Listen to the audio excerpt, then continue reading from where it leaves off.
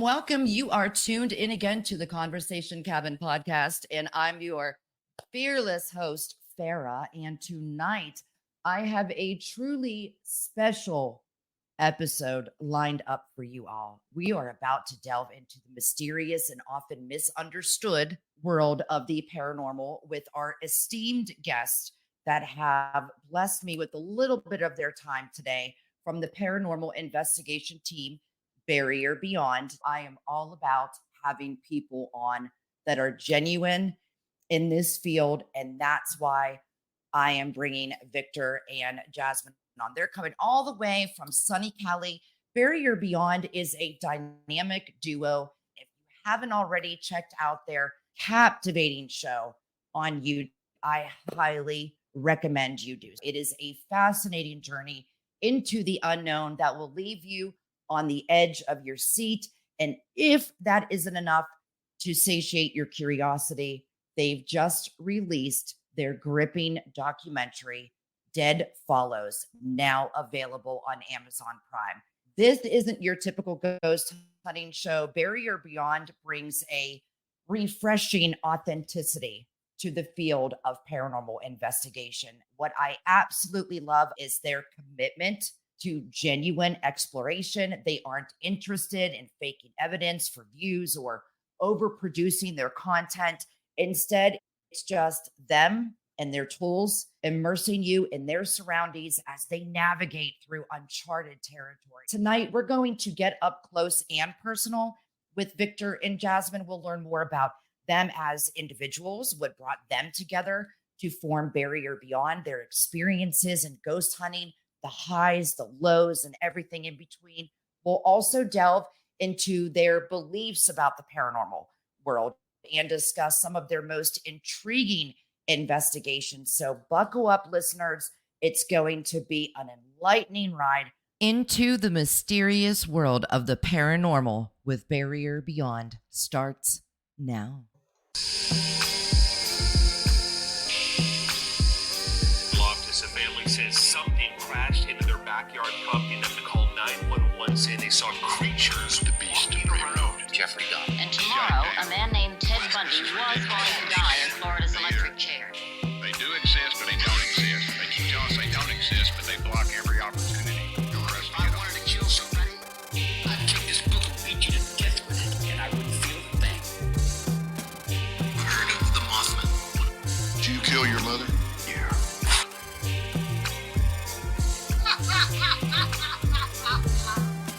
Let's prove Bigfoot exists. If we got out of here, a lot of people started.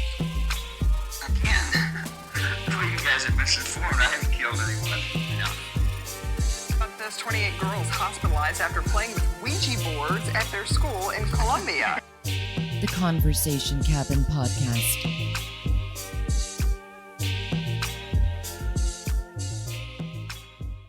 Let's dive into our conversation with the Paranormal Investigation Team Barrier Beyond. Victor and Jazmyn, how are you guys doing? Thank you for coming on. Hi. Oh, thank we're you for doing having good. us. We're doing really It's wonderful to meet you. I wanted to talk to you guys for so long. I really enjoy watching you two. You are one of the most genuine teams out there. The first question I have to ask is, how did you guys meet? I've known her since high school.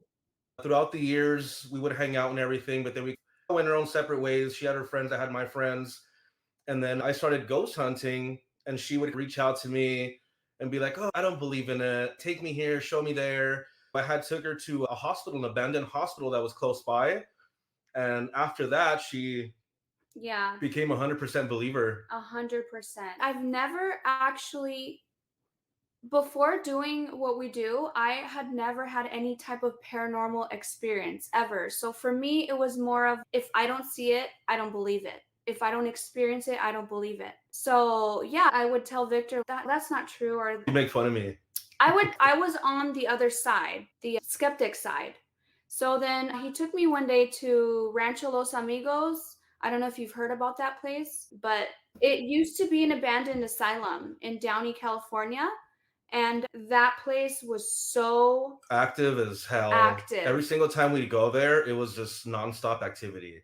Yeah, so after that night, I was like, wow, Yeah. like this shit is real. Like, And I think maybe even you, Victor, we've all started off as skeptics. And then there's Yeah. just been that one time that sent us over that line. I did catch your documentary, which, correct me if I'm wrong, it seemed like you two came together because both of your fathers had passed away. And Yes. it seemed like that kind of brought your bond a little closer to. yeah, I would say definitely. That's what got me into ghosts. Is like when my dad had passed away, I was a little kid. So I couldn't understand it, but I always had wondered, like, where did he go? Where do we all go when we pass away? So just growing up, it just became something in my mind that I wanted to look for answers and proof that there is life after death. That's what pretty much kept me just going and going. And that's when me and Jasmine formed this. And now we're traveling around the world and investigating locations. That's awesome. Victor, for you, what was your turning point into? Yes, this is a definite. I might have seen or heard things before, but this is the seal the deal where I believe and I want to go after this even more. When would you would It say actually that was time? that hospital we just talked about, Rancho Los Amigos, because that was our local kind of abandoned hospital at the time. It's unfortunately burned down now, but the times we'd go, at the time I didn't have equipment or anything like that. It was just like us and a few friends would go investigate it or explore it. But we would hear voices, people screaming in the rooms when nobody was in there. You feel like you're being followed. That hospital was insane. And that's when I knew for sure there is something after this life. That's one question that I was really excited to ask you was, in your own words, both of you, what can you tell my listeners about the afterlife? we started off not with all the REM pod, the cat balls, and the SLS, and all this other stuff that has been created for the paranormal. People that passed on, they can really communicate with you literally through anything. They mostly communicate through radio frequencies. You can turn on a radio, play it backwards, and they will communicate with you.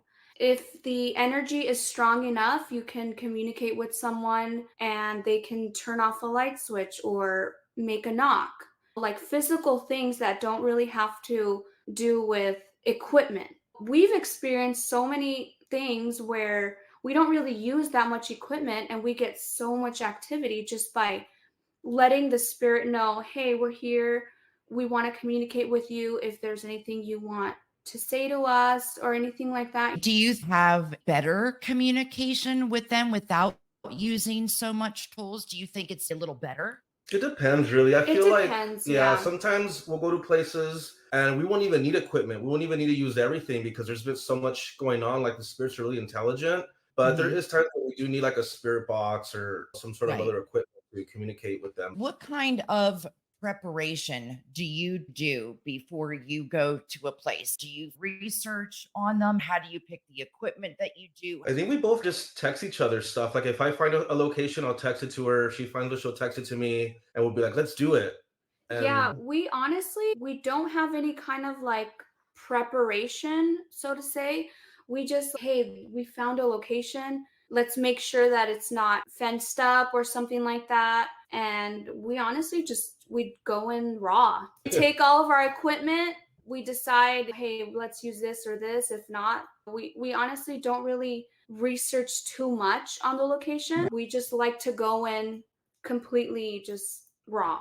I feel that sometimes that's even better because that way you're not having anything in your head when you go in there. Right. Do you guys feel that either one of you are a little bit intuitive? Can you feel something when you guys walk into a building? Do you work off each other? Because I've talked to people that there's 5 people in the group, but they each bring something. One gets goosebumps. One says she hears like things talking to her sometimes, an intuition like, hey, go in that room. So, what do you feel that you bring that has made you guys such a great duo? I'm not a psychic medium or anything like that, but I feel since we've been going to so many places that Now I'm starting to feel things a little more. We'll go in one room, I won't feel nothing. We'll go into another room, and my body will just give me that sense like something's in here. And she's the same way too. I think she's a little more than me though. Yeah, I feel like we both are sensitive. We don't claim to be psychic mediums, but we are very sensitive.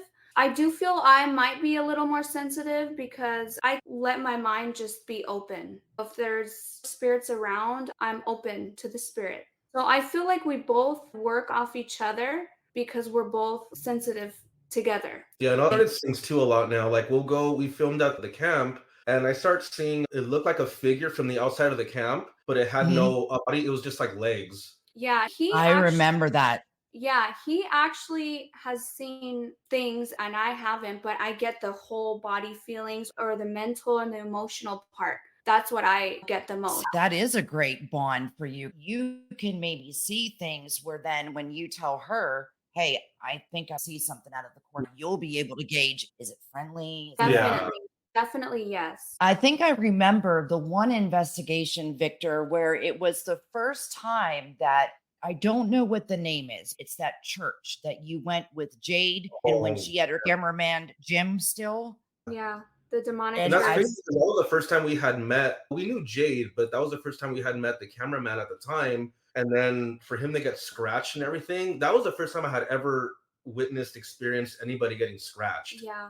So that's when I knew like this church doesn't mess around. Wasn't it going after you at one of your return visits? I was hearing stuff that nobody else was hearing at the time, even off camera. I wanted to vomit at one point, but there was a lot of things we didn't get to put in there in the video because we didn't know if YouTube at the time would allow certain things. That church, it has a lot of dark history. During the Estes method, we had to take a lot of it out because we couldn't add a lot of it in there, but that was not holy. Have you guys gone back there at all since the last time? Documentary there, but we can't get access to it no more. Oh, I think the camp was a great documentary. That was a great base. And isn't that the place where Jade caught that black shadow behind her that was like a demonic looking? She got followed. She was seeing, I think, her fiance walking around the house when he wasn't even in the house. She said a lot of weird stuff was happening there. When she talked to a demonologist that told her that Satanists were going there and conjuring up demons in that cabin. Every time we go, it would just get more amped up and more amped up. It feeds off of your fear, especially when it knows that it gets to you. That just gives it more power. When you did your documentary, Dead Follows, that was your brother. Was that correct, Jazmyn? Okay. Yes. We know that some things have followed Jade home, and that was at the camp. And then some things followed your brother home. What about you guys? You had anything ever follow you? No, Not from the camp. No, surprisingly. No, not from the camp. Do you think it picks somebody? Do you think it knows about someone when they walk in there? It knows if they're strong, if they're weak, do they go family? Definitely, I believe that 100%. Yeah, because Jade was terrified as soon as she walked in. We were scared too, but I don't know. I feel like we have this kind of shield whenever we go there.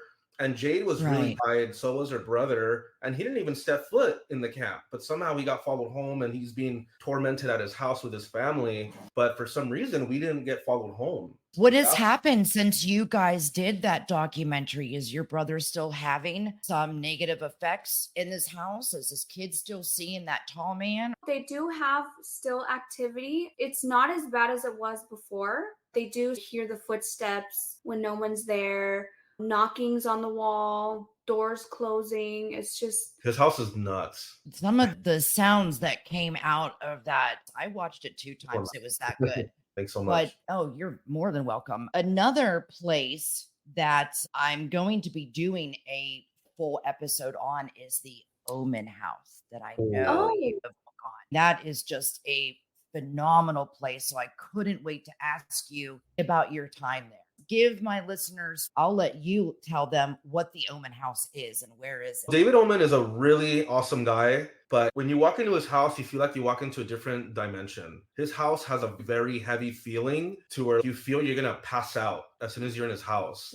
The energy there is super, super strong. And we had filmed there first with Jade, and then we had went back to do just a casual live. It wasn't even supposed to be an episode, but I started getting targeted, something pretending to be like my dad. And that's when I was like, F this. I felt if I wouldn't have left the house, I was probably gonna just faint right there. I felt like I was claustrophobic. I felt like I was gonna pass out if I didn't leave that room when whatever was saying about my dad. It scared me because I've never been targeted that way, getting personal. Yeah.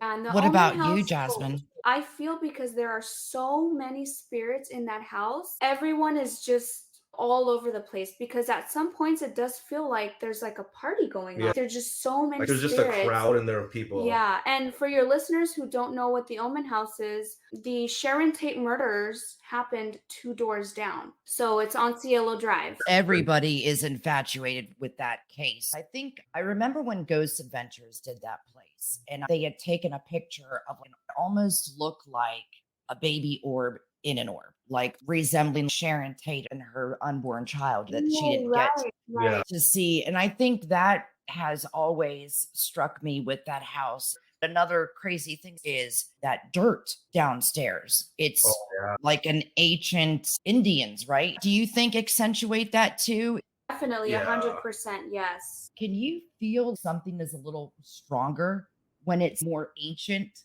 Definitely, Yeah, yes, big because time. there's more like residual energy. I think he said something about maybe water going through there, which is also like a conductor.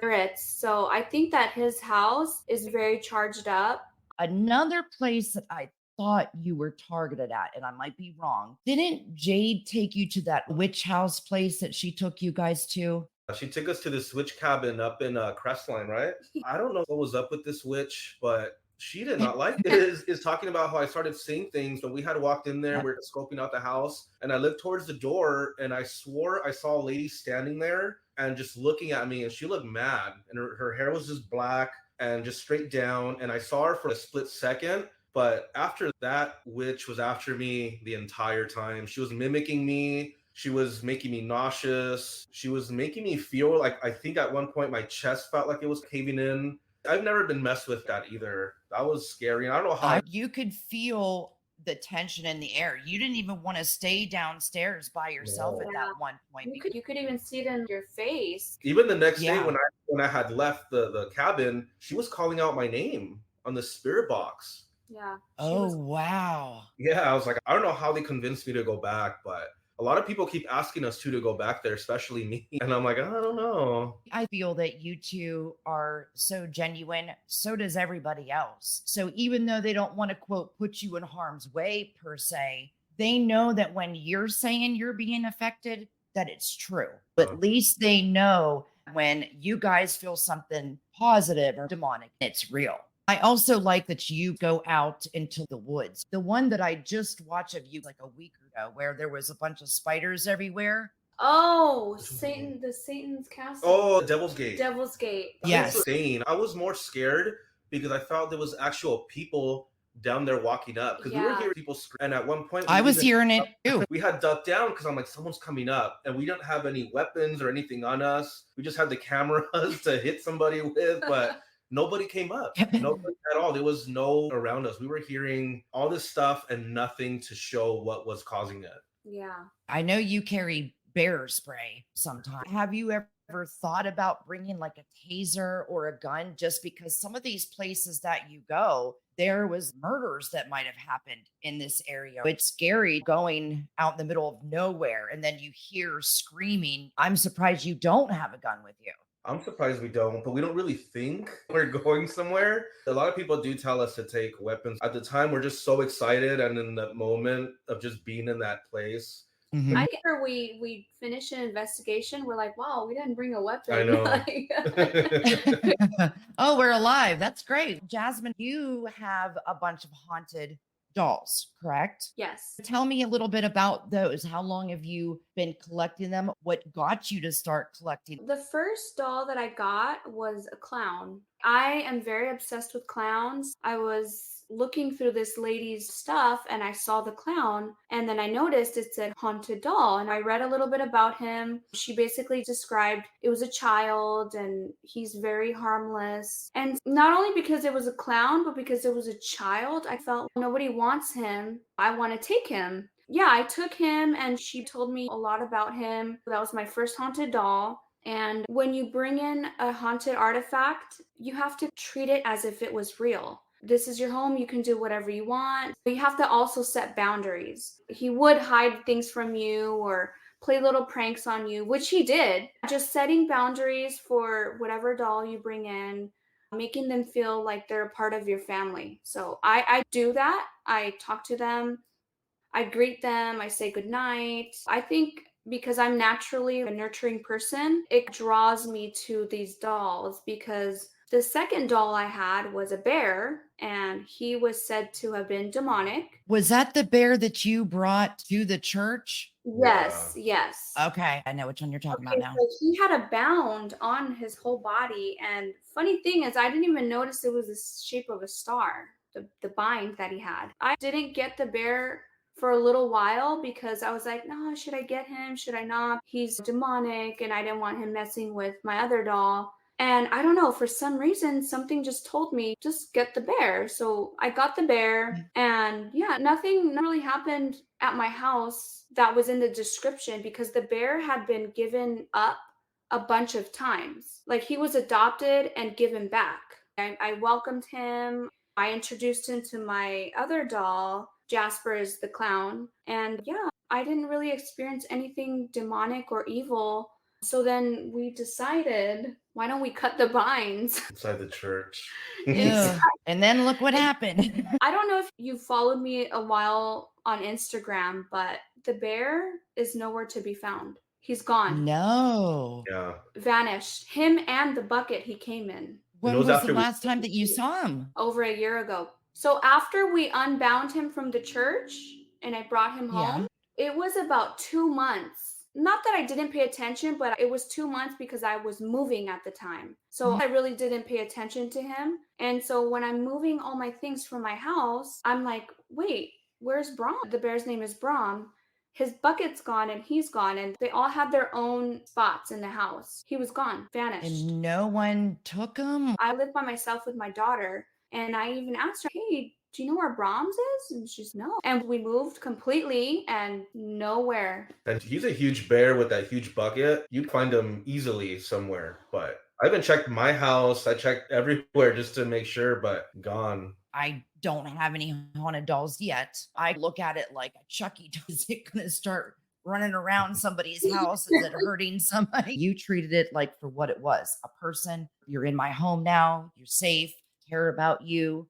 I can't see him leaving. He just picked up his bags and took off. In his bucket. I even messaged the lady. I said, hey, the bear's gone. I don't remember what exactly she said, but she was like, he'll come back to you. And I was like, okay. It's gonna be weird. 5 years later, you end up seeing him somewhere. That would, yeah. It's been over a year. That'll be awesome. I do miss him. I do miss the bear, but yeah, he's literally just gone. Tell me about your scariest time. I think Crystal Lake. Oh, yeah. I was going to say Hill House too. Scared the hell out of me. But Crystal Lake is a place I try to forget. That owl lady or that owl witch. And that one messed me up because the story with it's a lechuza, which is like a witch bird, but from Mexico. It's like a story that if you hear her, she'll make your family ill or kill them or something. When we had went up there, we didn't even think anything about a lechuza or an owl witch or anything like that. We just went up there because a family got mauled by a bear. So we're like, oh, let's go up there because a lot of people say they see the family walking around or other stuff because there's a lot of weird stuff that happens up in Crystal Lake. But once we came across that lechuza and then we heard her crying and everything, I freaked the hell out. And the next day, one of my family members got taken to the hospital and she was there for a week. It could have been a coincidence, could have not, but I didn't want to go back there anymore just because of that. If it really was the owl witch who did that to my family member. As much as I don't want to go back, I don't want to because I don't want it messing with my family. We both heard her, but I feel because he saw her, she targeted him. I didn't see her, but I even told him, if you watch the video, I tell him there's something up in that corner, we shouldn't go. And the spirit box kept warning us too, don't go up there, bad. And we didn't listen. We went up there, and that's when we heard, I think, whistling. And that's the creepy thing about it, that she whistles, she cries, and that's exactly what we were hearing at the time. So when she told me there's something over there, don't go, I went to go look. And in between the trees, I saw a long white face and she was just looking. It was like a blank stare. And she just looked at me and it freaked me the hell out. And then that's when I heard, I think it sounded like a baby, a child crying. I ran and she's like, don't leave me. And to Fire and Lux because I didn't know what to do. And we never came across anything like this. So I just wanted to ask him if my family member was going to be okay or what should I do. And he pretty much told me that because they're known to come visit you and I guess warn you about a family member that's about to die. But in this case, I guess we came across her. Because we went to her territory. It was like a warning. It was like a warning. Yeah. So she showed you a little bit of what she can do. Yeah. Don't go looking for me again. Wow, that is. I'm even getting chills. That still gives me chills to the bone because we've never experienced anything like that. To me, that's folklore and Mexican legend. To experience it's something else. Especially when your family gets sick. I don't want to mess with that if it's hurting my family. I don't blame you. I think you two have such a great way of showing us all on what you're experiencing. Thank us for that we don't put music or anything in our videos because we like keeping it raw. We like you guys to feel like you're there with us. And a lot of people think and it makes us happy that we're actually doing something that you guys enjoy watching. Tell me about that mausoleum place that you guys go to. You mentioned that satanic wall. That is weird. It has goat figures around the church. When we heard what about brought it, you there? We heard about it online, but not a lot of people really know about it. So we're like, let's go check it out. And as soon as you're walking down there, it starts to get heavier and heavier, as if you're like sinking in through the floor. And when you walk in and you see the wall, it's crazy. It's insane. I can't even explain. I just can't believe that you guys got the activity that you had. It was more not welcoming. Is that how you guys? It feels like nobody has ever been down there. It's the feeling once you get to the last step is very so dreadful. heavy. And what boggles my mind is that all the walls in that whole area are exactly the same marble, but that particular wall has the figure. Very detailed, and I don't know how that was made, but there's clearly goats and skeletons and demons with wings. Do you think that in some way whoever created that had that in the back of their mind? Do you think that it was a mistake, or do you think there was some intention? I feel intention type of thing because the other walls don't have any figures like that at all, and only that one does. And it's the same material. It's just you can't explain it. Probably intentional. I agree with you. I saw the goat, how it had the horns, the way it was a skull like you see out in the desert. That's what it reminded me of. Do you guys experience anything in your own homes? I do here and there, but not frequently, thank God. But here and there, I will hear things. It'll happen and then just go away. I'll get mostly nightmares, like really bad nightmares. And do you get that sleep paralysis? Actually, no. I've only had that one in my life, but that's when I was younger. But I'm being chased. I have those a lot too. With the doll that you have, do you think they're less contained for you, Jazmyn, or do you have separate stuff that happens in your house too? My house is active,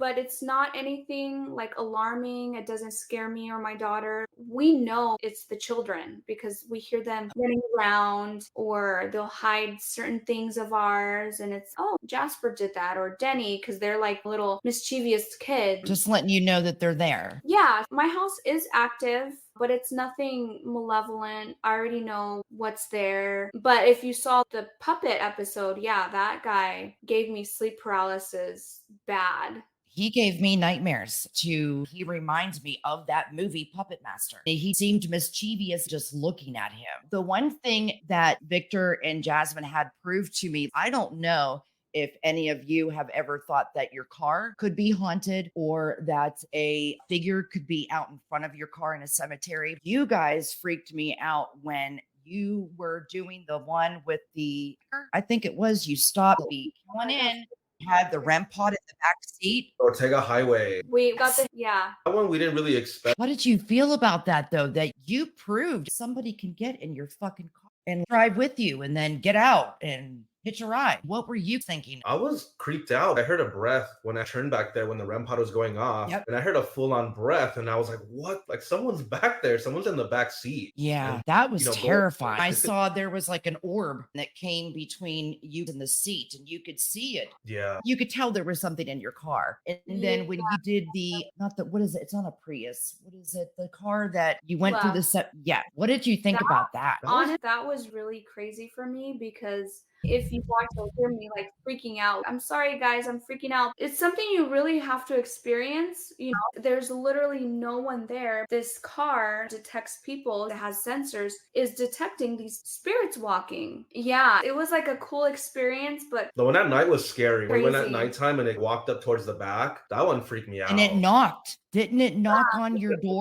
it wanted to ride. That guy wanted to ride too. There should be more studies done. We don't know how much they really are everywhere. I don't know if you're familiar with him, but Nick Valente, he's the founder of the International Dogman Project. He works with scientists. They have concluded that there are 11 different dimensions. When I lived that property a few months ago in Whitleyville, we were there for a year. It was the property that was haunted, had the cave and everything. He said, when you walk outside, there could be a Bigfoot literally standing right in front of you, Farrah, and you're not going to see it. They can go in and out of portals, and there are Bigfoot because it banged on my house a couple times. I believe in Bigfoot Wow. 100%. Me too. I know you have been over to the East Coast, like Salem, but have you been Tennessee? No. No, Wow. we haven't. You definitely need to come here because I live 20 minutes from the Bell Witch Cave. Brushy Mountain State is here too. Land Between the Lakes, which is where the Dogman.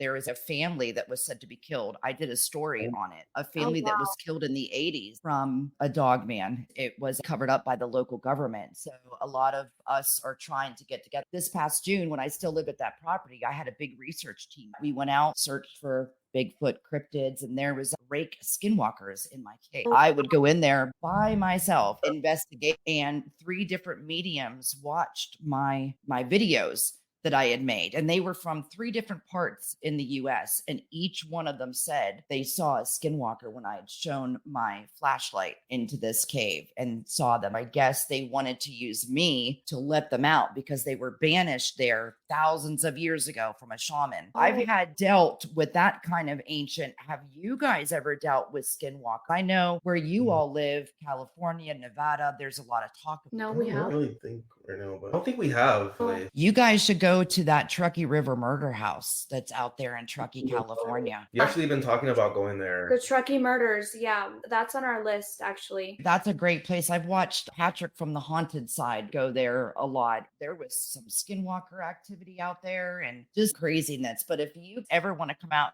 this way, I was going to extend an open invitation for you to have somewhere to stay and we could all go to. I know it gets a little pricey with gas and hotel rooms and all that. I have my own equipment, and if you ever wanted to plan out to come on this side of the country to do some investigation, I'd love to have you. That'd be awesome. Thank you. Definitely. What is the best time to go out there that's not scorching hot and not snowing? That would be spring. I would say in late April, early May is like the perfect time. It is not 90 degrees, nor is it snowing. I don't like snow, but there's so many places around here. There's prisons, hospitals. We don't have to stay in Tennessee. I'm literally 20 minutes from, you get all the Kentucky stuff.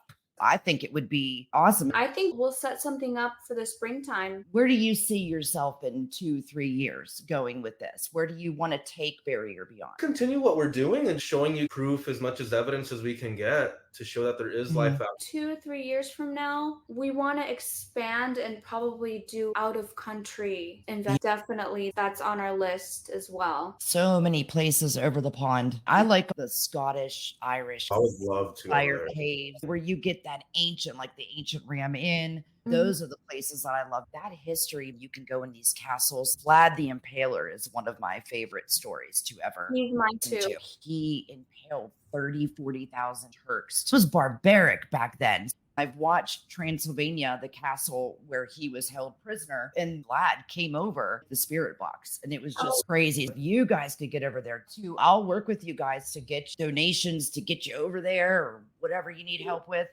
For my listeners, tell them where you can be found. On YouTube, Barrier Beyond.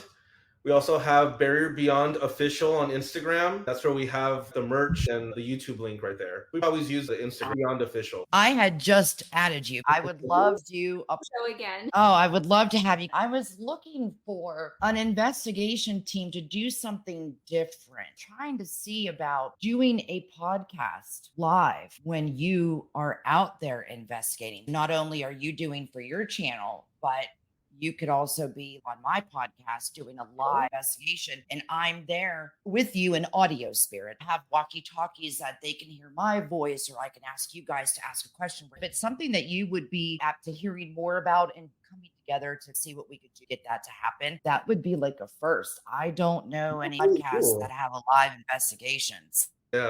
I would love to do that. Yeah, that'd be awesome. We'll set it up. Thank you for joining us on this captivating journey into the mysterious world of the paranormal with Barrier Beyond. Victor and Jazmyn have shared their most intriguing investigations, their personal experiences with the supernatural, and their genuine commitment to exploring the unknown, from encounters with hitchhiking spirits to terrifying encounters in haunted locations.